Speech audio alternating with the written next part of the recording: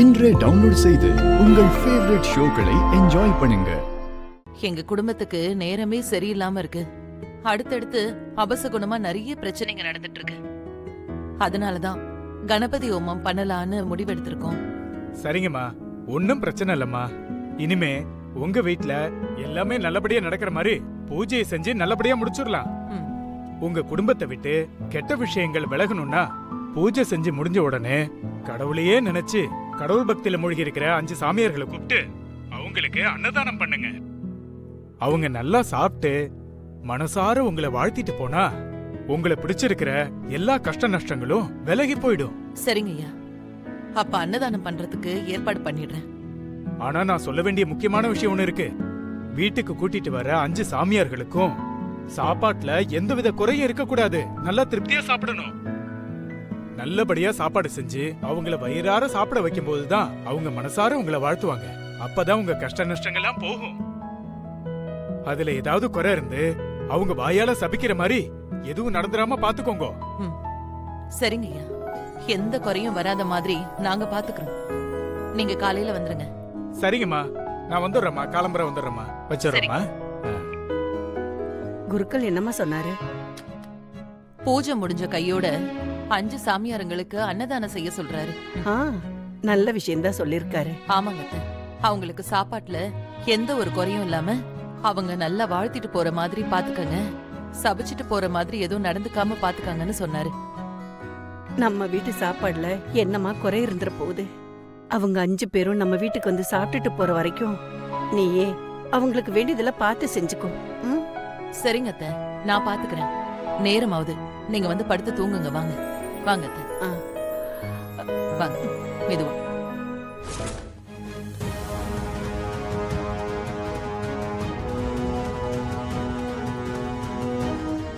உங்க குடும்பம் நல்லா இருக்கணும்னு தானே அந்த பூஜையை பண்ண போறீங்க.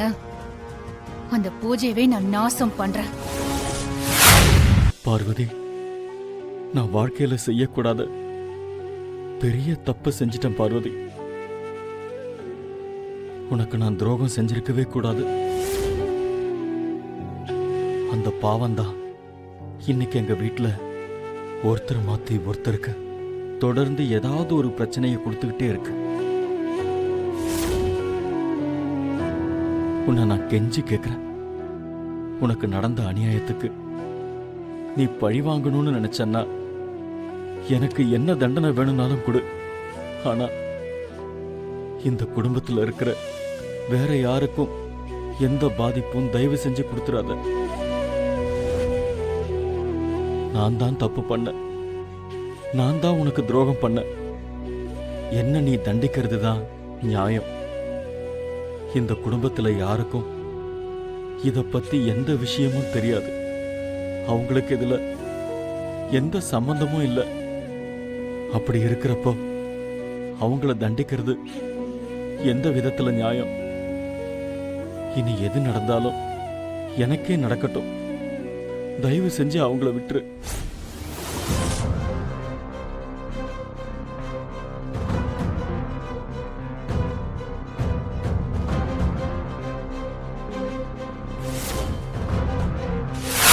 குடும்பமும் கிச்சன்ல இருந்துகிட்டு என்ன திருடின்னு பட்டம் கொடுத்து பேசினாங்களே, அத நான் கேட்டு சண்டை போட்டுக்கிட்டு இருக்கும் போதுதான் நீங்க வந்து என்ன ஏதுன்னு கூட முழுசா கேட்காம என்ன அடிக்க வந்தீங்க. அது என்னன்னு தெரியல. எப்பவுமே என் பக்கம் இருக்கிற நியாயத்தை நீங்க என்னன்னு கேக்குறதே கிடையாது. அன்னைக்கு போலீஸ் நம்ம வீட்டுக்கு வந்து அந்த பணத்தை எடுத்தப்போ அது என் தம்பியோட பணம்னு சொன்னேன். அப்ப கூட நீங்க என்ன நம்பல. எதுலயுமே நீங்க என்ன நம்பவே மாட்டேங்கிறீங்க. உங்க பொண்டாட்டின்னு என்ன மதிக்கவும் மாட்டேங்கிறீங்க. வீட்டுல ஏதாவது பிரச்சனைனா அதுக்கு மொத்த காரணமும் நான் தானே சொல்லி என்னையே அடிக்க வரீங்க. ஒரு வாட்டியாவது இந்த வீட்டுல எனக்கு சப்போர்ட் பண்ணி பேசிருக்கீங்களா? ஏதாவது ஒரு விஷயம் உன் பக்கம் நியாயமா இருந்ததுன்னா நான் கண்டிப்பா உனக்கு சப்போர்ட் பண்ணி பேசியிருப்பேன். உனக்கு சப்போர்ட் பண்ற மாதிரி ஒரு தடவை கூட நீ நடந்துக்கவே இல்லையே.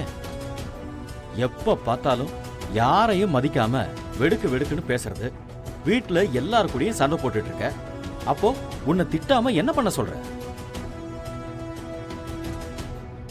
இங்க பாரு கல்யாணி, நீ இந்த வீட்டுல கரெக்டா இருந்தா எல்லாமே கரெக்டா இருக்கும். இனிமேலாவது நீ திருந்துறதுக்கான வழியை பாரு. ச்சே, எப்படியாவது பேசி இவரை நம்ம வழிக்கு கொண்டு வரலான்னு பார்த்தா இந்த மனுஷன் என்னடான்னா நம்ம பேசுற ஒரு விஷயத்த கூட காது கொடுத்து கேட்காம நம்மள திருந்தன்னு சொல்லிட்டு போறாரு. ஐயோ, எப்போதான் இவர் திருந்த போறாரோ தெரியலையே. ச்சே.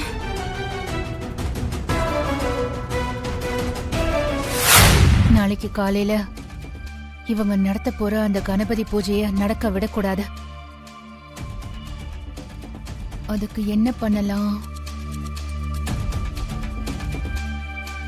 நாளைக்கு பூஜையை முடிச்சிட்டு இவங்க பண்ற அன்னதானத்துல கலந்துக்க வர 5 சாமியாருங்களும் இந்த குடும்பத்தை வாழ்த்தாம சபிச்சிட்டு போகணும். அதுக்கு என்ன செய்யணுமோ அதை நாம கவனமா செய்யணும்.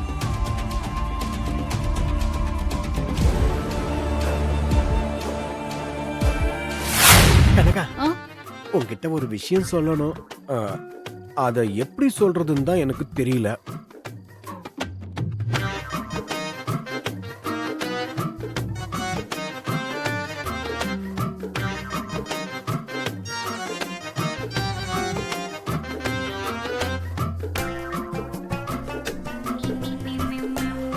ஆ, என்னன்னு சொல்லுங்க. ஐயோ, உன் ரோஜா பூ முகத்தை பார்த்ததும் ஆ? நான் என்ன சொல்ல வரேன்றதையே மறந்துட்டேன்.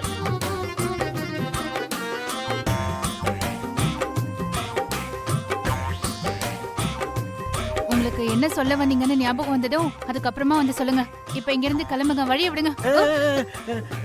இல்ல இல்ல இல்ல இல்ல இல்ல, எனக்கு ஞாபகம் வந்துருச்சு. யாரு? நான் தான் நந்தினி. நீ சாப்பிட்டியா? இல்ல, ஏன் பாட்டி சாப்பாடு கொண்டு வந்து கொடுக்கலையா? அவங்க சாப்பாடு எடுத்துட்டு வரேன்னு தான் சொன்னாங்க. ஆனா நான் தான் வேண்டான்னு சொல்லிட்டேன். ஏன் வேணான்னு சொன்ன? எனக்கு பசிக்கல. அதுவும் எனக்கு ஒரு மாதிரியா வேற இருந்துச்சா, அதான். என்ன என்ன ஒரு மாதிரியா இருக்கு? கண்ணு தெரியாம இருக்கிறது ஒரு மாதிரி கஷ்டமா இருக்கு கரிகாலா. எனக்கு புரியுது. ஆனா அதுக்காக அதே நினைச்சிட்டு சாப்பிடாம இருப்பியா? நீ நேரத்துக்கு மாத்திரை வர சாப்பிடணும்ல. சாப்பிட்டா தானே மாத்திரை போட முடியும். எனக்கு வேண்டாம் கரிகாலா. என்ன வேணாம்? முன்ன இருந்த மாதிரி உன் உடம்பு இப்ப இல்ல. அத முதல்ல புரிஞ்சுக்கோ. நீ பழைய மாதிரி ஆகணும்னா சரியான நேரத்துக்கு சாப்பிட்டுட்டு மாத்திரை போடணும்னு டாக்டர் சொல்லியிருக்காருல்ல. நான் போய் உனக்கு சாப்பாடு எடுத்துட்டு வரேன், நீ சாப்பிட்டு மாத்திரை போடு. கரிகாலா, எனக்கு வேண்டான்னு சொல்றேன்ல. வேணான்லாம் சொல்லக்கூடாது. தயவு செஞ்சு உனக்கு உடம்பு சரியாகிற வரைக்கும் நான் என்ன சொல்றேனோ அதை மட்டும்தான் நீ கேட்கணும். இரு, நான் சாப்பாடு எடுத்துட்டு வரேன். ஏய் கரிகாலா, கரிகாலா.